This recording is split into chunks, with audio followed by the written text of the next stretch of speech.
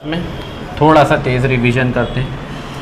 कोई isolated atom, isolated हम पढ़ रहे हैं एनर्जी लेवल डायग्राम, वहीं से जहां हमने इंट्रिंसिक पढ़ा है, तो इंट्रिंसिक के बाद से ही टॉपिक है आइसोलेटेड एटम।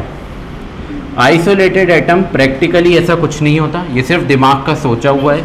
आइसोलेटेड एटम का मतलब एक अकेला लोनली एटम, और हमें पता है एटम का स्ट्रक्चर कैसा होता है, बीच में न्यूक्लियस और ये आपकी एनर्जी शेल्स होती हैं जिन्हें सब शेल्स कहते हैं। इनमें कौन घूमते हैं? इलेक्ट्रॉन्स घूमते हैं। ठीक है, ये आइसोलेटेड एटम। अच्छा, आइसोलेटेड एटम में हर एक सब शेल ये होती है n=1 सब शेल, सेकेंड वाली होती है n=2, थर्ड वाली n=3 सब शेल। ठीक है, चलिए n=1, n=2, n=3, इस तरह से 4, 5। अब जितना ज़्यादा बड़ा एटॉमिक नंबर उतनी ज़्यादा सब शेल्स। ठीक है, चलिए अब जो लास्ट सबशेल होती है किसी भी एटम की जो लास्ट सबशेल होती है, वहाँ पर जो भी इलेक्ट्रॉन होता है या फिर किसी भी सबशेल में, इन सब की एनर्जी कैसी रहती है? फिक्स्ड। सिर्फ कौन से एटम के लिए? यानी अगर अकेला एक एटम है तो उसके हर एक एनर्जी शेल के अंदर जो इलेक्ट्रॉन्स हैं उनकी एनर्जी फिक्स है, ज़रा सी भी ना बढ़ती ना कम होती, जितनी है हमेशा उतनी रहती है। ठीक है, ये आइसोलेटेड एटम। लेकिन हम बात करें किसी क्रिस्टल की, तो 11th क्लास में हमने सीखा है केमिस्ट्री में कि साहब क्रिस्टल क्या होता है। क्रिस्टल एक क्यूब ले लें, शुगर के क्या होते हैं? क्रिस्टल्स। ठीक है, किस फॉर्म में होते हैं? क्यूब के फॉर्म में। साहब ये क्यूब ले लें।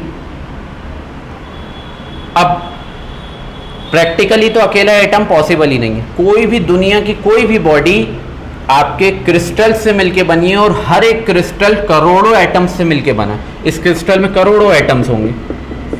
ठीक है, ये क्रिस्टल खुद बहुत छोटा होता है और इसके अंदर करोड़ों एटम्स उससे भी छोटे। अब यहाँ पर जो एटम्स हैं, हर एक एटम की पोजीशन यूनिक।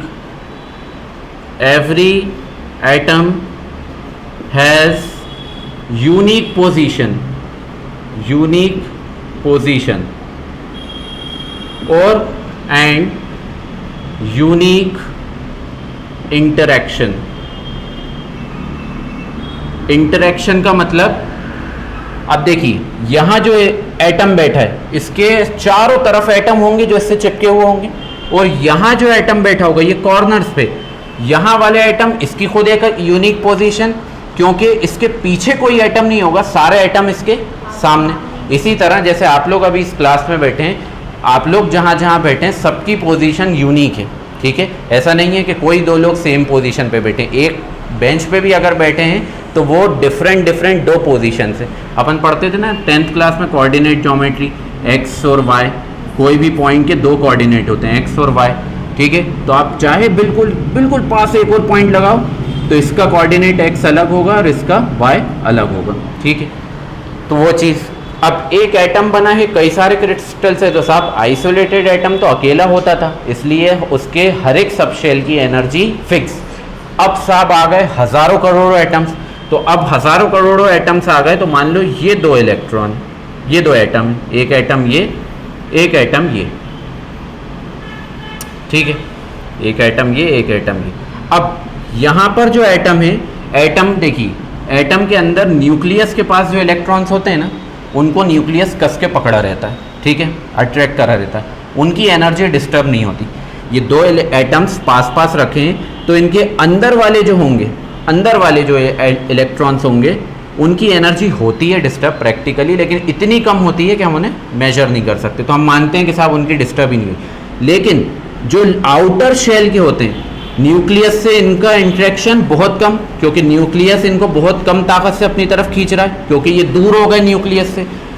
तो जब आपके दो एटम्स किसी क्रिस्टल में पास होते हैं तो उनके जो आउटर इलेक्ट्रॉन्स होते हैं, आउटर शेल इलेक्ट्रॉन्स जो होते हैं, उनकी एनर्जी डिस्टर्ब हो जाती है। ठीक है, इसकी भी डिस्टर्ब होगी, इसकी भी डिस्टर्ब होगी। डिस्टर्ब का मतलब या तो स्लाइटली इंक्रीज कर जाएगी या फिर स्लाइटली डिक्रीज कर जाएगी। मान लीजिए आउटर शेल में जो इलेक्ट्रॉन है उसकी एनर्जी थी -13.6 इलेक्ट्रॉन वोल्ट, ये जो आउटर में था अकेला जब था तो एनर्जी थी 13.6 इलेक्ट्रॉन वोल्ट अकेला जब था।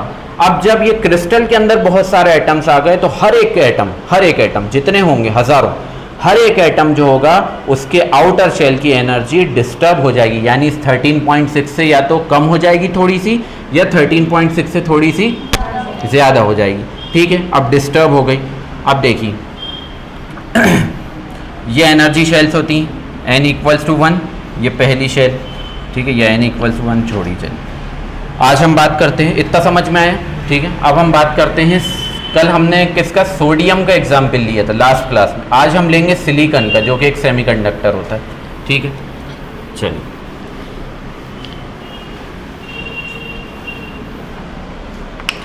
सिलिकॉन। ठीक है, we take example of silicon.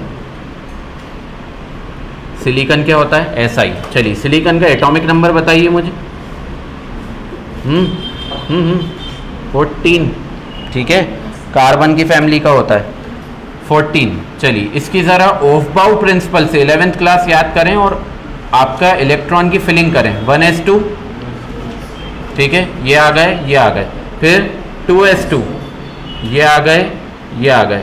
फिर 2p पहले 2p6, ठीक है, ये आ गए, ये आ गए।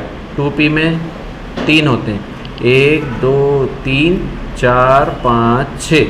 ठीक है, कितने हो गए? 6 4 10। ठीक है, 3s2 और अब आ गया 3p। लेकिन 3p में अब बचे कितने? 10 ये हो गए, 12 ये हो गए, 2। तो एक ही आया, एक ही आया। इसी तरह से फिल होते हैं। ठीक है, अब पता था इतना, कोई दिक्कत तो नहीं थी यहाँ तक, सबको पता था। चलिए आगे आए। यहाँ पर वैलेंस इलेक्ट्रॉन्स कौन से होंगे? ये दो। ठीक है, ये दो सब शेल्स ही आएंगी भाई। ये कौन थे? अंदर वाली एनर्जी शेल्स। ये कौन सी एनर्जी शेल्स है? अंदर वाली। और ये कौन सी एनर्जी शेल्स है? बाहर वाली। ठीक है, हम हमेशा आखिरी दो शेल्स को सिलेक्ट करते हैं, वही हमारी आउटर, यही हमारी आउटर एनर्जी शेल्स हैं, जिनमें कौन घूम रहा है? कौन घूम रहा है? इलेक्ट्रॉन्स घूम रहे हैं जिनमें। ठीक है, चलिए साहब, आउटर एनर्जी शेल। अब ज़रा ध्यान देना, इस आउटर एनर्जी शेल में टोटल कितनी पोजीशन है? 2 और 6। यहाँ कितने आते हैं? पी में 6 आते हैं। टोटल कितनी पोजीशन है, या कहें टोटल कितनी एनर्जी शेल्स हैं? 6 एनर्जी शेल्स हैं, जिनमें 6 इलेक्ट्रॉन आ सकते हैं। लेकिन अभी फिलहाल कितने हैं? 2। यहाँ टोटल कितनी एनर्जी शेल्स थी? 2। कितने हैं? 2। यानी कुल 2 + 6, 2 + 6 कितनी एनर्जी शेल्स हैं? 8 एनर्जी शेल्स हैं, जिनमें से भरी हुई इलेक्ट्रॉन से कितनी एनर्जी शेल है? 4 इलेक्ट्रॉन से फिल हैं और 4 जो हैं वो वैकेंट हैं वैकेंट। ठीक है, चलिए, तो 4 इलेक्ट्रॉन से भरी हुई हैं और 4 इलेक्ट्रॉन से फिल हैं। अब ये तो एक एटम की बात हुई। ठीक है, अब ज़रा ध्यान देना, यहाँ तक कोई डाउट नहीं। सपोज या let we take a crystal जिसमें हजारों करोड़ों एटम्स हैं, अ क्रिस्टल ऑफ सिलिकॉन का crystal which have n number of atoms, n atoms. ठीक है, ध्यान से समझना। अब यहाँ पर ये हमने इलेक्ट्रॉनिक कॉन्फ़िगरेशन लिखी एक सिलिकॉन के एटम के लिए, फॉर 1 सिलिकॉन एटम। ठीक है, एक सिलिकॉन के एटम के लिए हमने ये लिखी। ठीक है, अब हम क्या कंसिडर करना है, ज़रा दिमाग में फील करते हुए चलना, इमेजिन करते हुए। Let we take a crystal, हम सिलिकॉन का पूरा क्रिस्टल कंसिडर करना है, जिसमें कितने एटम्स हैं? n की वैल्यू 2 करोड़ भी हो सकती है, 1000 भी हो सकती है, जितनी भी हो, हमें नहीं पता, हमें उससे कोई मतलब नहीं। हम कंसिडर कर रहे हैं कि साहब एक सिलिकॉन का पूरा क्रिस्टल है, जिसमें सिलिकॉन के से कई सारे करोड़ों एटम्स हैं, n नंबर ऑफ एटम्स हैं। ठीक है, चलिए अब इसके अंदर ये बताइए now total number of outer energy shells. अब जरा सोच के आप बताना मुझे, एक सिलिकॉन का क्रिस्टल है जिसमें टोटल कितने एटम्स हैं, n, तो total number of outer energy shells कितनी होंगी उस n में? भाई एक सिलिकॉन एटम में total number of outer energy shells 8, तो n नंबर ऑफ एटम्स में कितनी? अरे चॉकलेट खरीदने गए, 2 रुपए की एक चॉकलेट थी, 4 खरीदना थी, तो कितने की हुई? 8 की। तो एक एटम के अंदर 8 थे, तो n एटम्स में कितने हुए? समझ में आया? ठीक है, ये सब 8n हमारी एनर्जी शेल्स हो गई। यानी उस पूरे क्रिस्टल के हर एक इलेक्ट्रॉन की सबकी टोटल एनर्जी शेल्स अगर देखें, एक सिलिकॉन एटम में 8 थी, ठीक है, एक सिलिकॉन एटम में 1 2 3 4 5 6 7 8 थी, तो टोटल n में कितनी हो गई? 8n। ठीक है, आगे नंबर ऑफ एनर्जी शेल्स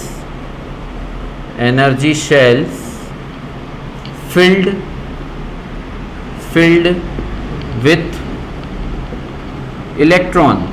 अब जरा बताइए, अब बिल्कुल 4n, बिल्कुल सही, 4n इलेक्ट्रॉन से भरी हुई। अब number of same number of energy shells vacant, वो भी कितनी? 4n। बहुत अच्छे, ठीक है। और हर 4n में क्या है? हर एक एटम में 2s है और साथ में 3s2 और 3p2, ठीक है, हर एक में, ठीक है। तो उस हिसाब से वो 8 हो गई। चलिए, तो साहब एक और बार देख लें, हमने क्रिस्टल का सिलिकॉन लिया था, ठीक है, वो सॉरी सिलिकॉन का क्रिस्टल लिया था जिसमें total number of atoms capital N थे, total number of outer energy shells 8n हो गई, उनमें से भरे हुए जिनमें इलेक्ट्रॉन भरे हुए हैं 4n, क्योंकि 4 में इलेक्ट्रॉन भरे और खाली कितने? 4n। समझ में आया? ठीक है, इतना लिख लीजिए। एनर्जी लेवल डायग्राम हमने एग्जाम्पल लिया सिलिकॉन।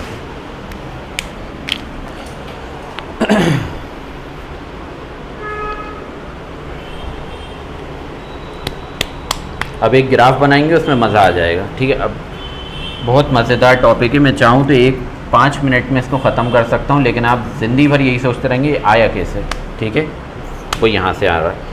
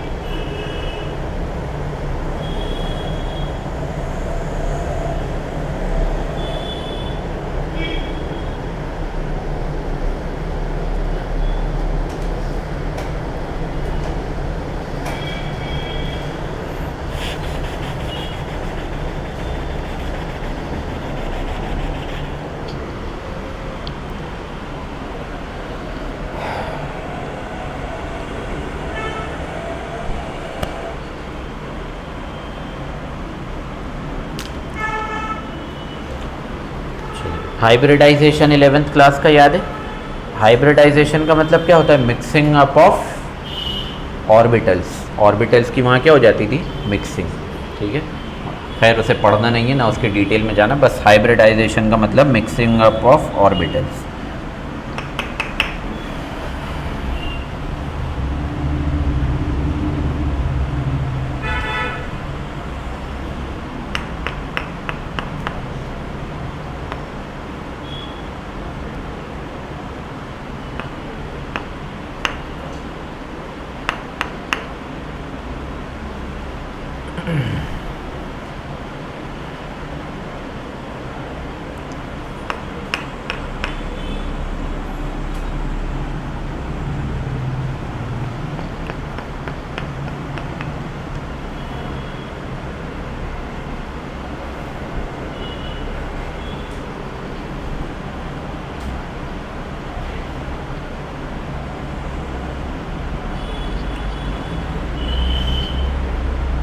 ठीक है, ऊपर का रब कर देता हूँ।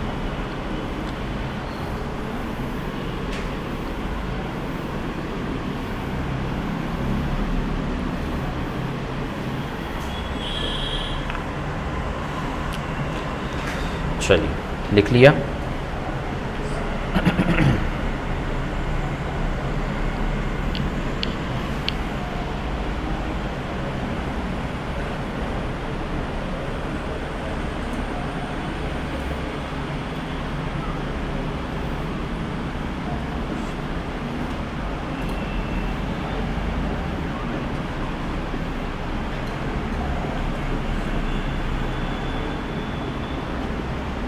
अब देखिए, चलिए, तो ये हमने देख लिया था लास्ट क्लास में, बस एक बार रिवाइज करा रहा हूँ। एक आइसोलेटेड एटम की एनर्जी शेल्स इस लाइन से रिप्रेजेंट होती थी भाई। 1s2 पहली ऑर्बिटल यानी पहली एनर्जी शेल, ये एक लाइन।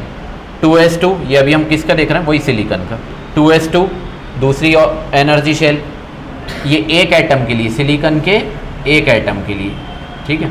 एक एटम की एनर्जी शेल्स इन लाइन्स से रिप्रेजेंट होती हैं, स्पेक्ट्रल लाइन्स कहते हैं। ये एक 1s2 की, ये 2s2 की, ये 2p6 की, ये 3s2 की, ये 3p2 की। अब ये तो एक एटम की है, ठीक है। अब हम बात कर रहे हैं पूरे एक सिलिकॉन का क्रिस्टल जिसमें n एटम्स हैं। तो मैंने बताया था जब n एटम्स हो गई तो ऐसी n number of 1s2, n number of 2s2, n number of 2p6, n number of 3s2 और n नंबर ऑफ 3p6। समझ में आया? तो चलिए, अंदर वाली अनअफेक्टेड रहती हैं, कोई डिस्टर्ब नहीं होती, भूल जाते हैं, ठीक है। तो अब मैं डायग्राम बनाता हूँ, अब देखना ज़रा। ये भी रख देते हैं, ये लिख लिया ना सबने? चलिए,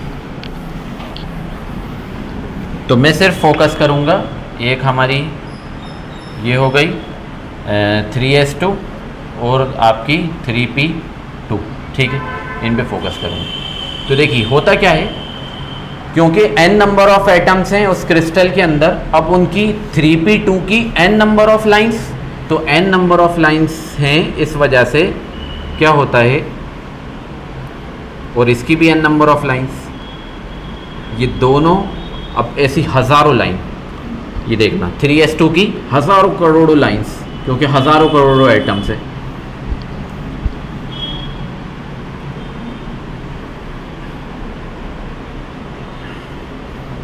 ठीक है,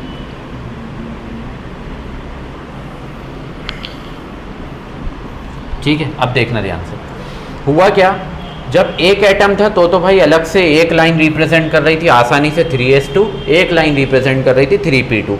लेकिन जब पूरा क्रिस्टल आया तो 3s2 की भी हज़ारों करोड़ों लाइंस, ठीक है, एनर्जी शेल्स, और 3p2 की भी n number of energy shells, ठीक है।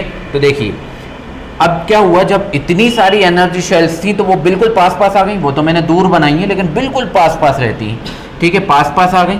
अब पास पास आई तो अब आपको पता है वैकेंट कितनी थी, भरी हुई कितनी थी, 4n, तो खाली कितनी थी, 4n ये थी वैकेंट, और 4n थी आपकी फील्ड, ठीक है, ये 4n आपकी फील्ड थी। तो अब हुआ क्या, यहाँ पर हाइब्रिडाइजेशन हो गया, जब इतनी सारी number of n number of s की लाइन्स आई और n नंबर ऑफ p की लाइन्स आई, तो वो इस पॉइंट पे आके क्या हो गई, मिक्स्ड हो गई, क्या हो गई, मिक्स्ड हो गई, और ये सारी मिक्स होके उनका रिजल्टेंट ये आया। अब ये वो हैं जो कि फील्ड हैं, इसलिए मैंने लाइंस बनाई हैं, ये वो हैं जो क्या है, वैकेंट, इसलिए यहाँ पर लाइंस नहीं बनाई, ठीक है। अब ये जो आपकी फील्ड होती है इसे कहते हैं, क्या कहते हैं, कल बताया था, कौन सा बैंड होता है, वैलेंस बैंड। अच्छा, बैंड क्यों कहते हैं वो भी बता देता हूँ, क्योंकि रेनबो में होते हैं 7 कलर्स, जब एक साथ कई सारे लेयर्स आ जाती हैं तो उस लेयर को एक वर्ड दिया जाता है, क्या कहते हैं, बैंड या स्पेक्ट्रम। तो ये है वैलेंस बैंड जिसमें इलेक्ट्रॉन्स हैं, ठीक है, वो एनर्जी शेल्स जो भरी हुई हैं, और जस्ट इसके ऊपर जो खाली वाली एनर्जी शेल है वो कौन सी, कंडक्शन बैंड। तो अब बहुत पक्का हो गया होगा आप लोगों को ये चीज़, ठीक है। अच्छा, एक चीज़ यहाँ पर कोई आपसे पूछे ये लाइन बताना ज़रा, ये वाली लाइन P की है या S की, क्या ना, हमें नहीं पता, अरबों हैं वो तो, ठीक है, यही, ठीक है। मिक्सिंग होने के बाद कोई ये सवाल पूछे कि एस की लाइन है या पी की लाइन है, यानी एस की एनर्जी शेल है या पी की, हमें नहीं पता, हाइब्रिडाइजेशन होगा, करोड़ों है, ये कोई आप भी नहीं बता सकते, ठीक है, पूछने वाला है वो भी नहीं बता सकता। हम सिर्फ इतना बता सकते हैं जहाँ पर इलेक्ट्रॉन्स फिल्ड हैं वो पूरा बैंड कौन सा होगा, वैलेंस बैंड, और जहाँ जो बैंड आपका खाली पड़ा है वो कौन सा होगा, कंडक्शन बैंड, ठीक है। वैलेंस बैंड के जस्ट ऊपर कौन सा बैंड मिलता है, कंडक्शन बैंड, ठीक है, समझ में आ गया, बस ये था। अब इसका मैं सिंपल डायग्राम बनाता हूँ, ठीक है, ये आप मत बनाओ, बस दिमाग में रखना ऐसा डायग्राम है, ठीक है, बनाना चाहो तो बना लेना। चलो अब आगे आ जाते हैं। अब यहाँ पर मैंने बताया था आपको कि अब आज के बाद आप कंडक्टर, इंसुलेटर, कंडक्टर और आपका सेमी कंडक्टर और फिर आपका इंसुलेटर, इनको अलग तरह से देखोगे आज के बाद आप। इंसुलेटर, ठीक है। अब देखना ज़रा, कंडक्टर में साहब ये बॉक्स है कंडक्शन बैंड का और ये बॉक्स है वैलेंस बैंड का। अच्छा एक चीज़ बताना भूल गए, चलो वो यहीं बता दूंगा। ये सेमीकंडक्टर और ये आपका इंसुलेटर।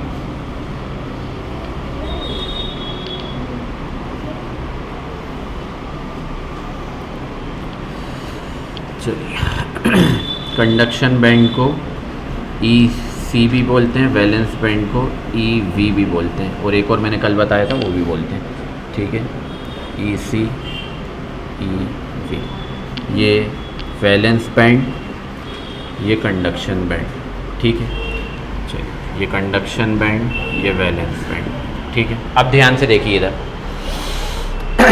ये है एनर्जी लेवल डायग्राम, ठीक है। अब लिखना मत कुछ, इधर देखिए।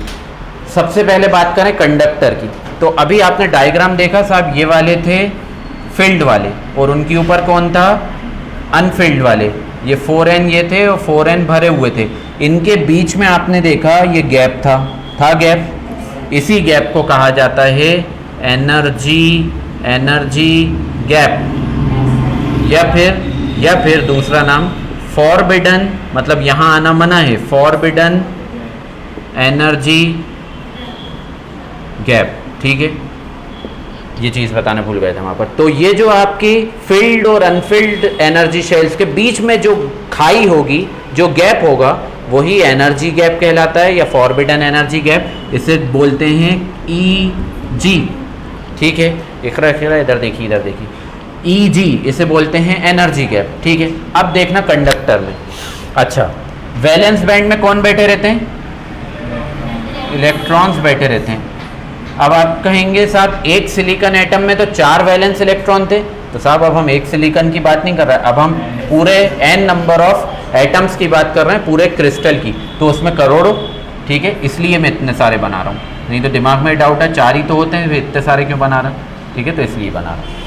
चलिए तो यहाँ वैलेंस बैंड में बैठे हैं इलेक्ट्रॉन्स, ठीक है। अब आप ज़रा कंडक्टर में देखें, वैलेंस बैंड और कंडक्शन बैंड, ये है कंडक्शन बैंड, वैलेंस बैंड और कंडक्शन बैंड में ज़रा सा भी खाई है क्या बीच में, नहीं। यहाँ पर जो एनर्जी गैप होता है वो होता है 0, नियरली 0 होता तो है लेकिन बहुत ही कम, ठीक है, 0 गैप होता है, नियरली 0।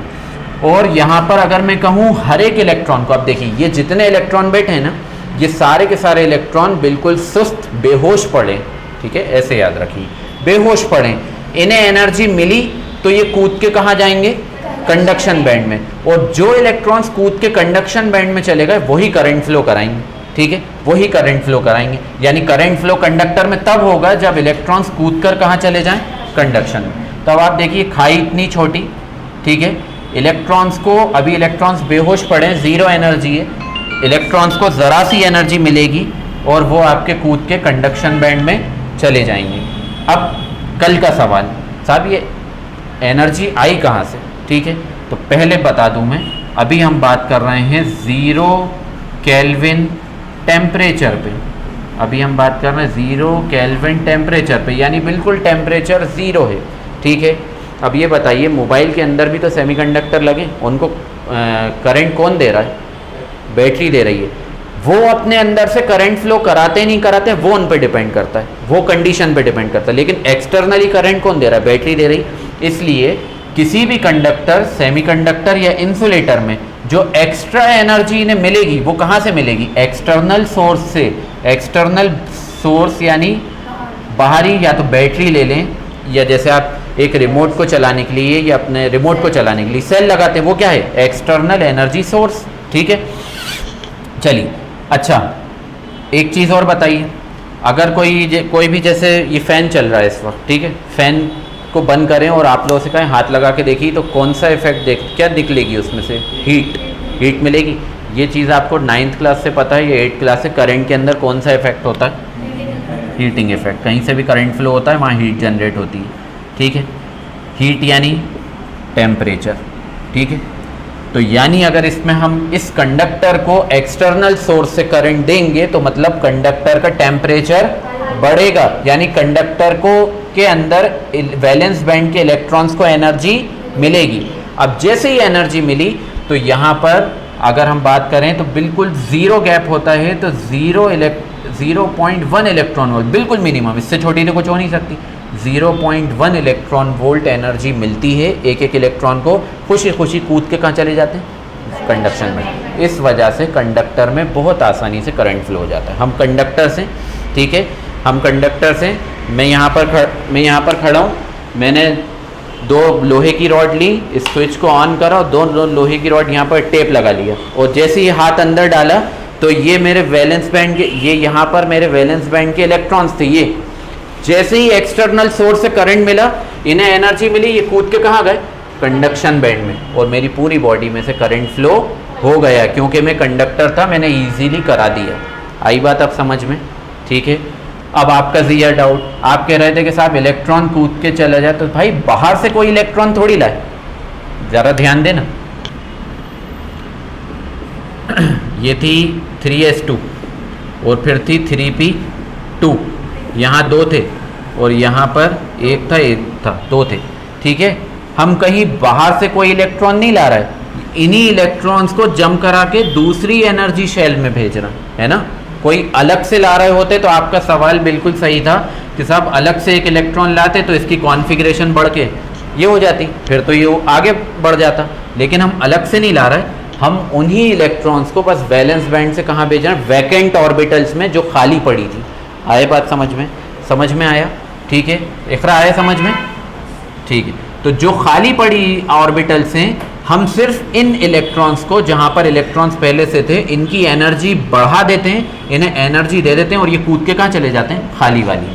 ठीक है, यानी कंडक्शन बैंड में। और कंडक्शन बैंड में आने के बाद इलेक्ट्रॉन्स फ्री हो जाते हैं, मिल गई एनर्जी, ये भागते फिरेंगे, इनकी वजह से करंट बनेगा। ठीक है, करंट बनेगा यानी कंडक्टर अपने अंदर से करंट को फ्लो करवा देगा। तो जैसे अब एक एग्जाम्पल, और ये सब कंडक्टर है, ये हमने यहाँ से करंट दिया, ठीक है, ये हमने करंट दिया, इस पॉइंट पे आके ये प्रोसेस होगी। ठीक है, इसके बाद अंदर से फ्लो होके ये करंट बाहर निकल जाएगा। अगर ये प्रोसेस नहीं हो रही होती, इलेक्ट्रॉन्स कूद के नहीं जा रहे होते, तो इस पॉइंट पे करंट नहीं मिलता। समझ में आई? चलिए, ये तो हो गया कंडक्टर, समझ में आया। अब कंडक्टर की अलग कहानी, वो बच्चों वाली डेफिनेशन कि इलेक्ट्रिकल कंडक्शन पॉसिबल है, वो भूल जाओ। एक्चुअल में अंदर ये कहानी होती है। ठीक है, चलिए आगे देखिए, अगला कौन आ गया? सेमीकंडक्टर। अब सेमीकंडक्टर में जो गैप होता है, जो एनर्जी गैप होता है, वो एनर्जी गैप आपका थोड़ा ज़्यादा होता है कंपैरेटिवली आपके कंडक्टर से। ठीक है, कंपैरेटिवली आपके कंडक्टर से। अब यहाँ पर क्या होगा? यहाँ पर भी ये बैठे हैं इलेक्ट्रॉन्स, ये बेहोश पड़े। ठीक है, ये बहुत सारे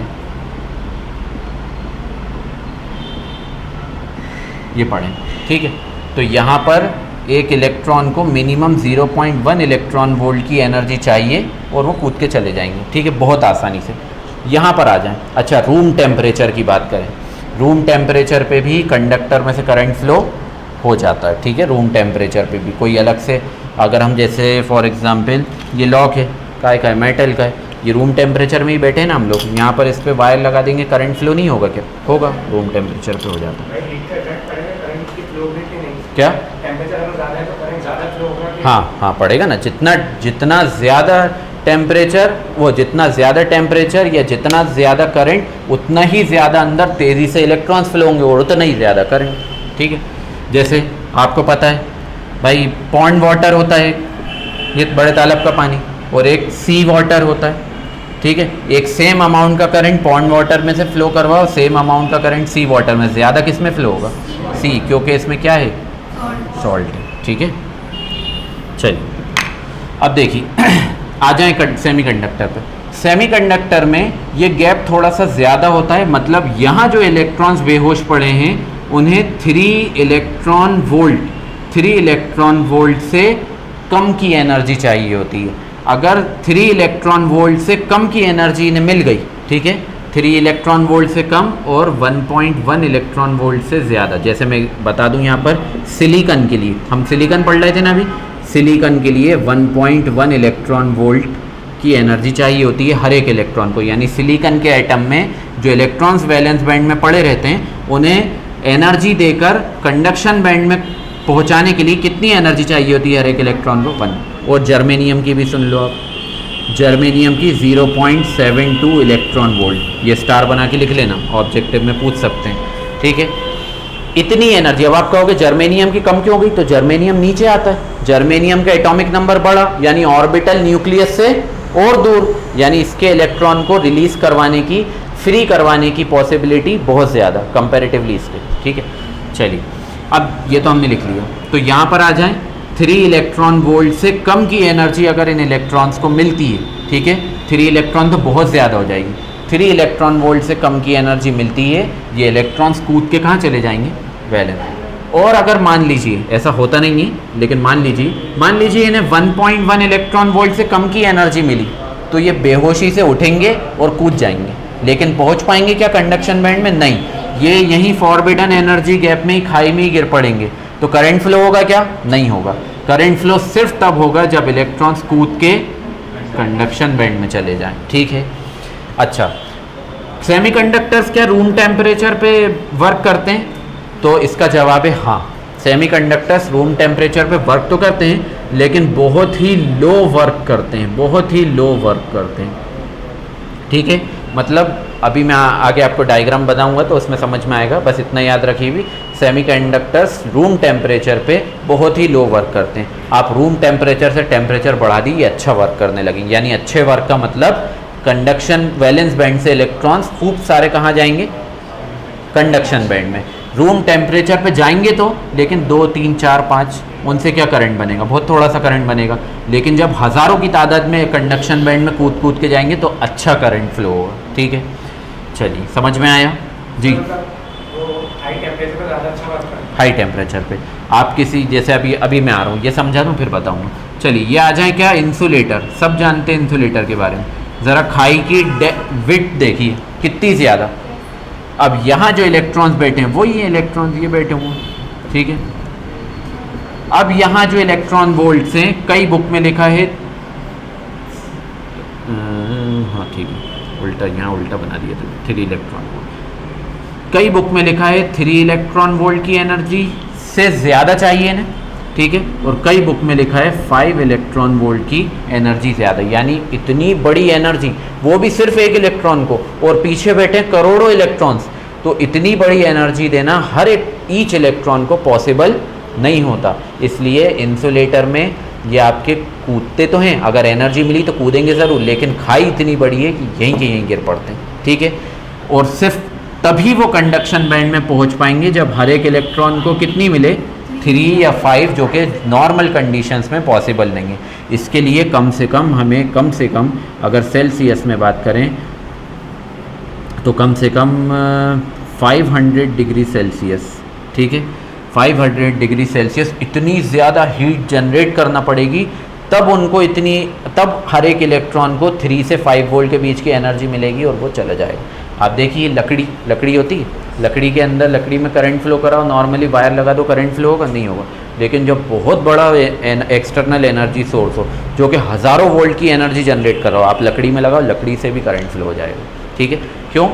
क्योंकि वहाँ के इलेक्ट्रॉन्स जो बेहोश पड़े थे उस इतने ज़्यादा हाई एक्सटर्नल सोर्स ने इन सबको कितनी कितनी दे दी, इतनी इतनी दे दी और ये हो गए। ठीक है, एक और चीज़, लकड़ी को गीला कर लो, ज़रा में करंट फ्लो होगा, तो वो तो खैर अलग ही कंसेप्ट है भाई। आपने गीला करा, आपने एक कंडक्टर को इंसुलेटर मिला दिया, तो वो भी इंसुलेटर बन गया। ठीक है, अब ठीक है, तीनों समझ में आए, एक अलग डेफिनेशन बन गई माइंड में। कंडक्टर क्या होते हैं, इन सेमीकंडक्टर क्या होते हैं, इंसुलेटर क्या होते हैं, ये है एनर्जी लेवल डायग्राम। ठीक है, तो मैं चाहता तो सीधे ये बॉक्स बना के कल ही परसों की क्लास में ख़त्म कर देता, लेकिन अब आपको समझ में आया कि इलेक्ट्रॉन्स एक्चुअली हैं क्या, कंडक्शन बैंड होता क्या है एक्चुअली, वैलेंस बैंड होता क्या है एक्चुअली, इसलिए मैंने बताया। ठीक है, normal temperature 300 kelvin.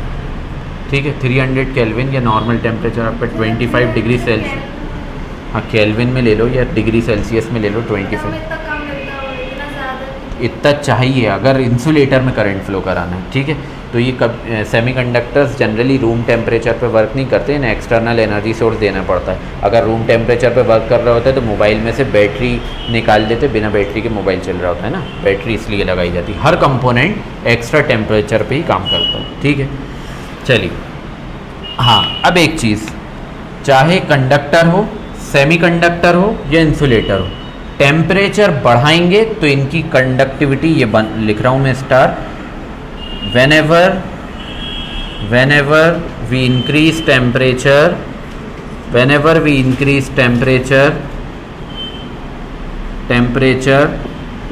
comma the conductivity यानी करंट फ्लो करवाने की टेंडेंसी, conductivity also increases। ठीक है, बस। फ़ोन गर्म होने के बाद नहीं, फ़ोन गर्म होने की बात अलग होती है। आपके फ़ोन के अंदर ये गर्म जो होता है ना आपका फ़ोन, हाँ, चल जाएंगे उससे ज़्यादा, हाँ, उससे ज़्यादा चल जाएंगे। आपके फ़ोन जब गर्म होता है ना, तो आपका फ़ोन का प्रोसेसर गर्म होता है, आपके फ़ोन के डिस्प्ले के अंदर से जो हीट निकल रही है, जो लाइट निकल रही है, वो गर्म होती है। आपके फ़ोन की बैटरी गर्म होती है, क्योंकि मान लीजिए आप पबजी खेल रहे हैं, ठीक है, मैं नहीं खेलता, मैं बता रहा हूँ एग्जाम्पल, बस सुन के याद हो गए मुझे। ठीक है, पबजी खेल रहे हैं, मोबाइल गर्म हो गए, तो पबजी खेलते वक्त मोबाइल क्यों गर्म, उस वक्त आप एक तो ऑनलाइन खेलते हैं पबजी, उस वक्त आपका इंटरनेट भी बैटरी को यूज़ कर रहा है। ठीक है, आपके मोबाइल के डिस्प्ले भी ज़्यादा, क्योंकि ग्राफिक्स डिस्प्ले भी ज़्यादा, प्रोसेसर भी ज़्यादा तेज़ काम कर रहा है क्योंकि टच कर रहे हैं आप, तो सारी चीज़ें ज़्यादा काम करती हैं, तो बैटरी से ज़्यादा करंट ड्रॉ होता है, इसलिए बैटरी गर्म हो जाती है और प्रोसेसर गर्म हो, मतलब हर एक जो है वो अपने एक्सट्रीम पॉइंट पे चल रहा होता है। चाइना के मोबाइल में खेलते तो फट ही जाता। ठीक है, अब वो महंगा वाला फ़ोन होगा, हमारा तो हो जाता है, हमारा नॉर्मली हो जाता है। चलिए, खैर, समझ में आया। ठीक है, ये पूरा कंसेप्ट था, इन्हीं को कहते हैं एनर्जी लेवल डायग्राम। ठीक है, चलिए, लिख लिया पूरा, लिख लीजिए जल्दी से।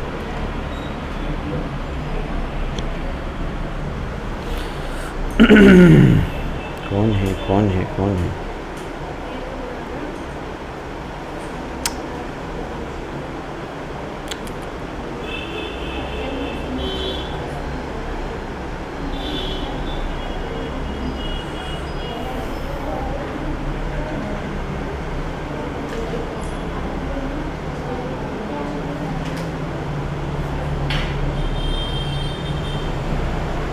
जल्दी से बना लीजिए।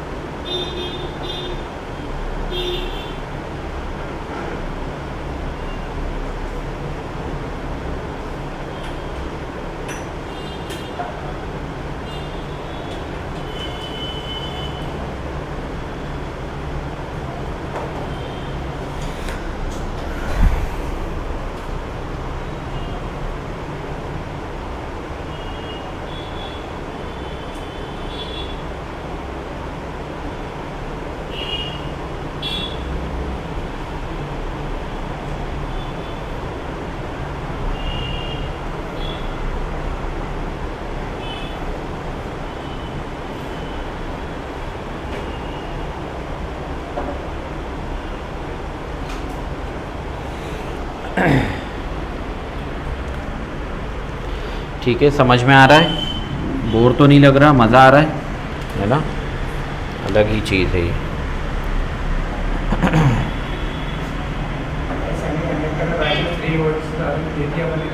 काय में वही जो वो उनकी लिमिटेशन है ना, उससे ज़्यादा या जल जाएंगे, इसलिए लिमिट रहती है उनकी। ठीक है, इसलिए मोबाइल के अंदर एक और कंपोनेंट लगता है, या आप कभी इंजीनियरिंग अगर करोगे तब पता चलेगा, उसको कहते हैं थर्मिस्टर। आपको बुखार होता है तो कैसे पता चलता है? थर्मामीटर से। थर्मामीटर आपने लगाया और आपको पता चल गया भाई, थर्मामीटर ने रीडिंग दे दी इतने, आपको फीवर है इतने डिग्री। उसी तरह अब कंपोनेंट्स को भी तो गर्म होते हैं, उन्हें भी बुखार। ठीक है भाई, किसी कंपोनेंट को ज़्यादा गर्म हो गया, अब वो अपनी लिमिट पे पहुंच गया कि उससे ज़्यादा गर्म हुआ तो फट जाएगा। जैसे मोबाइल, भाई मोबाइल का डिस्प्ले है, अंदर के कंपोनेंट से ज़्यादा गर्म हो गया, फट जाएगा। ठीक है, तो उनके लिए क्या लगाते हैं? थर्मिस्टर लगाते हैं। ये कंपोनेंट्स का डॉक्टर होता है, कंपोनेंट्स का बुखार चेक करता है। ठीक है, तो जैसे ही कोई कंपोनेंट, जैसे अब मोबाइल, कोई भी स्मार्टफोन हो, आपने अगर कभी नोटिस करा हो, ज़्यादा जब गर्म होता है ना, ऑटोमेटिकली स्विच ऑफ हो जाता है। ठीक है, जब मोबाइल ज़्यादा गर्म होता है ऑटोमेटिकली स्विच ऑफ हो जाता है। वो स्विच ऑफ करने का काम इस थर्मिस्टर सेंसर का होता है। जब मोबाइल बहुत ज़्यादा गर्म हो जाता है ना, मोबाइल के अंदर भी छोटा सा फ़ैन लगा रहता है, और जैसे आपने देखा हो लैपटॉप या कंप्यूटर के CPU के अंदर इतना बड़ा पीछे फ़ैन लगा रहता है, वो क्या करता है? अंदर के कंपोनेंट्स की गर्मी को बाहर फेंकता है।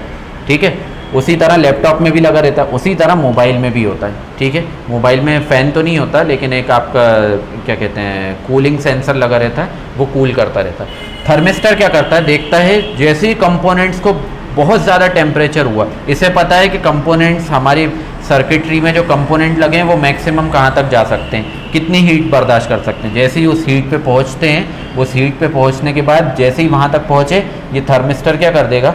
फ़ौरन उसको, मोबाइल को स्विच ऑफ कर देगा, ताकि आपकी वर्किंग बंद हो जाएगी तो ठंडे भी हो जाएंगे। तो ये होता है बहुत डीप। हाँ, हर इलेक्ट्रॉनिक चीज़ में होता है। आपकी मोबाइल की बैटरी में भी, आपकी मोबाइल की बैटरी होती है, आपकी मोबाइल की बैटरी आप 4 घंटे चार्ज पे लगाओ, क्या शो करता है? 100%, लेकिन एक्चुअली वो कितने % चार्ज होती है? 80%। क्यों होती है वो चार्ज? क्योंकि इसके अंदर लगे हैं लिमिटर्स। 6 लिमिटर्स लगे रहते हैं, 1 2 3। चाइना के मोबाइल में 4 ही लगे रहते हैं। ठीक है, ये लिमिटर्स क्या करते हैं? ये आपकी लिथियम आयन की बैटरी होती है, अगर आपको पता हो। अगर इलेक्ट्रिकल एनर्जी इसमें स्टोर होती रहती, अगर ये 100% चार्ज हो जाए ना, तो बम की तरह फट जाए। आपने सुना होगा जब चाइना के मोबाइल आए थे, खूब फटे, लोग भी मरे। ठीक है, किसी का कान फट गया, किसी का हाथ फट गया। ठीक है, तो वो चाइना के मोबाइल में लिमिटर्स ख़राब क्वालिटी के लगे थे। भाई इलेक्ट्रिसिटी स्टोर हो रही थी बैटरी के अंदर, आपने चार्ज पे लगाया, स्टोर हो रही थी। लिमिटर्स क्या करते हैं कि वो सिर्फ 80% तक ही बैटरी को चार्ज करते हैं, और उसके बाद वो प्रोग्रामिंग होती है, वो कंप्यूटर प्रोग्रामिंग से आपको स्क्रीन पे कितना शो होता है? 100, लेकिन एक्चुअल में वो 80% चार्ज है। ठीक है, अगर वो 100% चार्ज हो जाए तो मोबाइल की बैटरी बम की तरह फट जाए। ठीक है, क्योंकि वो उसकी लिमिट है, 100% वो फुल्ली चार्ज नहीं कर सकते उसे, इसलिए लिमिटर्स लगाते हैं। सैमसंग हुआ, आईफोन हुआ, इनमें सबसे ज़्यादा ध्यान दिया जाता है इस पर, क्योंकि मोबाइल का ब्लास्ट होने के चांसेस सिर्फ इन लिमिटर्स पे डिपेंड करते हैं। ठीक है, और चाइना के मोबाइल में आप कहते हो अरे सैमसंग का तो 40,000 का मोबाइल है, अपन तो वो खरीदेंगे MI 13,000 में आ जाएगा, तो 13,000 में जान भी जा सकती है ना, लिमिटर्स की वजह से। लिमिटर्स वहाँ हर चीज़ सस्ती, सिर्फ ये नहीं, सारे कंपोनेंट सस्ती क्वालिटी के। ठीक है, तो ये फ़र्क होता है, इसलिए सैमसंग वगैरह आईफोन महंगे आते हैं। चलिए आगे बढ़े। चलो क्या? हाँ हाँ हाँ, तो वो पूरी 6000 mAh नहीं होती। ठीक है, वो आधी तो नहीं, उसकी 80% होती है। सबकी 80, जितना भी जिसकी रीडिंग लिखी है उसका 80%। हाँ, बेवकूफ़ बनाते, लेकिन क्या फ़र्क पड़ता है। चलिए स्टार बना के 3 पॉइंट लिखवा रहा हूँ। ठीक है, लिखते जाइए, साथ साथ बोलता भी जाऊँगा।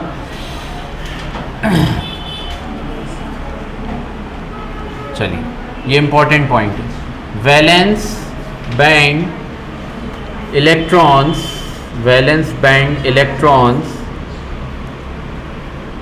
Jumps, JUMPS, valence band electrons jumps conduction band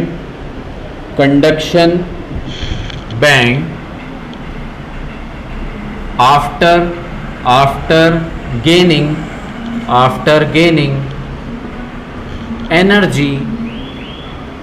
gaining energy by increasing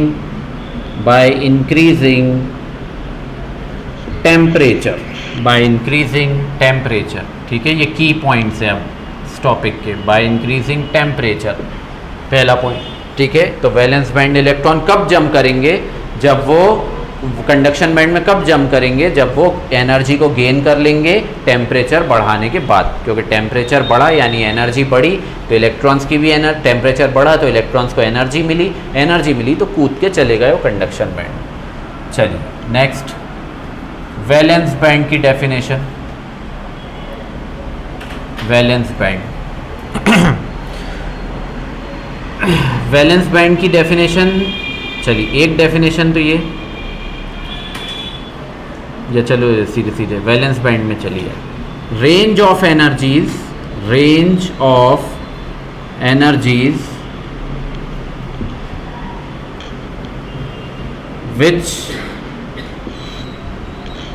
in which electrons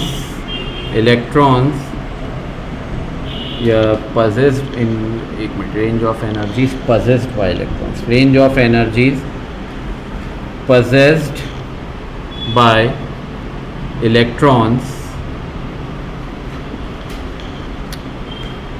in a crystal। अभी समझा दूंगा इसका मतलब, ये थोड़े अलग लैंग्वेज में लिखी। दूसरी, valence band contains electrons, valence band contains electrons, valence band अपने अंदर क्या रखते हैं, इलेक्ट्रॉन्स रखते हैं।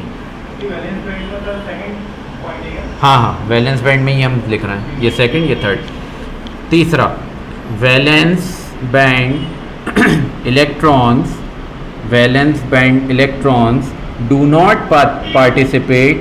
do not participate in conduction यानी करंट फ्लो में, ठीक है। ब्रैकेट में लिख भी देता हूँ जी। वैलेंस बैंड इलेक्ट्रॉन्स कहाँ करते, डू नॉट ना, नहीं करते ना, वो कौन करते हैं, कंडक्शन बैंड के इलेक्ट्रॉन्स, है ना। चलिए ये वैलेंस बैंड की definition, conduction band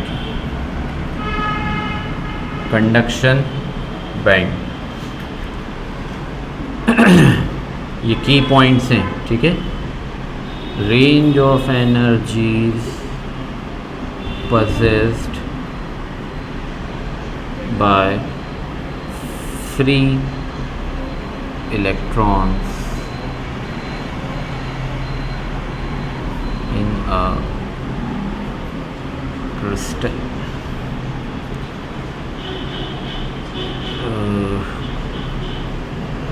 conduction band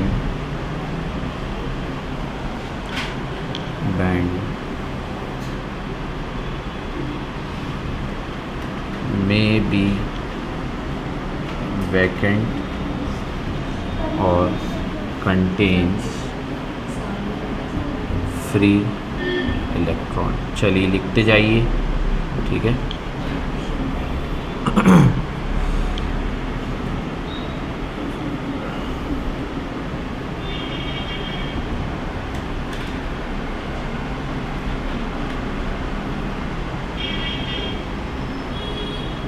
conduction band electrons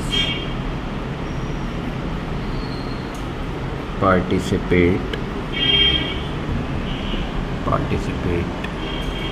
in conduction।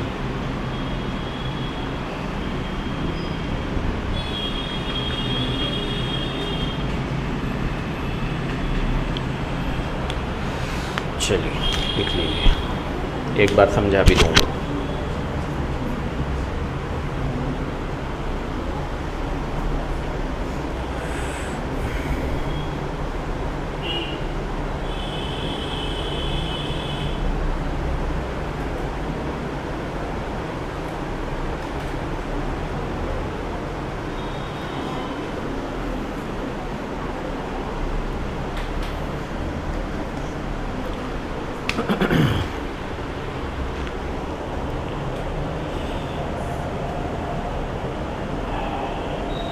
Tanishq समझ में आया? ठीक। तो ये हमारा माइंड भी जो है वो कंप्यूटर की तरह है, रैंडम एक्सेस मेमोरी। अभी जो समझ में आया ना वो रैंडम एक्सेस मेमोरी में, जब तक सो नहीं रहे तब तक सब याद रहेगा, जैसे ही सो के कल उठे 80% याद रहेगा, फिर कल रात को सोए तो फिर 50%। तो उसे हाँ, तो इसलिए बता रहा हूँ ना, कंप्यूटर में पहले हार्ड डिस्क में सेव कर लेते हैं, सेकेंडरी मेमोरी होती है उसमें सेव कर लेते हैं अपन। तो इसलिए सोने से पहले बिल्कुल अपने ऊपर कंपलसरी कर लेना कि जो पढ़ाया है वो आज सोने से पहले हम पढ़कर रिवाइज कर सोएं, ठीक है? नहीं तो कल फिर से पढ़ना पड़ेगा दोबारा, तो कई सारी चीज़ें भूल जाओ। चलिए देखिए, ज़रा से लिख लिया सबने? तो मैं थोड़ा सा एक बार एक्सप्लेन कर देता हूँ। ये तो समझ में आ गया बहुत अच्छे से, अब कोई डाउट नहीं है इसमें। ये वाली डेफिनेशन हो सकता है थोड़ी सी परेशान करे।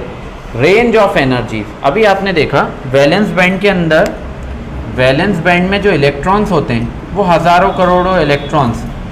Range of energies, her electron क्या रखता है अपने पास? एनर्जी, यानी एनर्जी तो इलेक्ट्रॉन क्या रखता है? एनर्जी। तो रेंज ऑफ एनर्जीज है, वैलेंस बैंड में हमें बहुत बड़ी रेंज मिलती है, क्योंकि करोड़ों इलेक्ट्रॉन्स, तो हमें बहुत बड़ी रेंज मिलती है इलेक्ट्रॉन्स की। किसमें? क्रिस्टल में, ठीक है? यानी वैलेंस बैंड क्या रखता है? एक बहुत बड़ी रेंज रखता है इलेक्ट्रॉन्स की किसी क्रिस्टल के अंदर, ठीक है? दूसरी, वैलेंस बैंड में कौन बैठे रहते हैं? इलेक्ट्रॉन। वैलेंस बैंड के इलेक्ट्रॉन करंट को फ्लो करवाने में पार्टिसिपेट नहीं करते, क्योंकि वो तो यहाँ बेहोश पड़े, ठीक है? कंडक्शन बैंड में, कंडक्शन बैंड में range of energies, conduction band में कौन से इलेक्ट्रॉन्स पहुँचते हैं? फ्री इलेक्ट्रॉन्स, जिनको एनर्जी मिल गई है ना। तो range of energies possessed by free electrons in a crystal. तो यहाँ भी बहुत बड़ी रेंज, जब करंट फ्लो होने लगता है तो बहुत बड़ी रेंज एनर्जीज की यानी इलेक्ट्रॉन्स की आ जाती है, जो कि किसी क्रिस्टल के अंदर पॉसिबल है। हाँ, अगर किसी एक आइसोलेटेड एटम की बात करें तो उसमें तो साहब सिलिकॉन के आइसोलेटेड एटम की बात करें तो साहब 4 इलेक्ट्रॉन यहाँ वैलेंस बैंड में बैठे थे, और अगर इन्हें एनर्जी मिली तो ऊपर भी कितने पहुँचेंगे? सिर्फ 4, बस खत्म, ठीक है? अगली, कंडक्शन बैंड या तो खाली रहेगा या फिर उसके अंदर फ्री इलेक्ट्रॉन्स। खाली कब तक रहेगा? जब तक इन इलेक्ट्रॉन्स को मिनिमम एनर्जी नहीं मिल जाती इस गैप को क्रॉस करने की, ठीक है? और भर कब जाएगा? जब मिनिमम एनर्जी मिलने लगेगी, खूब इलेक्ट्रॉन्स जाने लगेंगे, भरने लगेगा, ठीक है? चलिए अगला, कंडक्शन बैंड इलेक्ट्रॉन्स पार्टिसिपेट करते हैं काय में? कंडक्शन में, क्योंकि करंट फ्लो इस कंडक्टर में तभी होगा जब इसके अंदर इलेक्ट्रॉन्स जाकर चलना शुरू कर देंगे, ठीक है? समझ में आया? सब समझ में आ गया? ये आपका topic energy level diagram complete हो गया, ठीक है? अब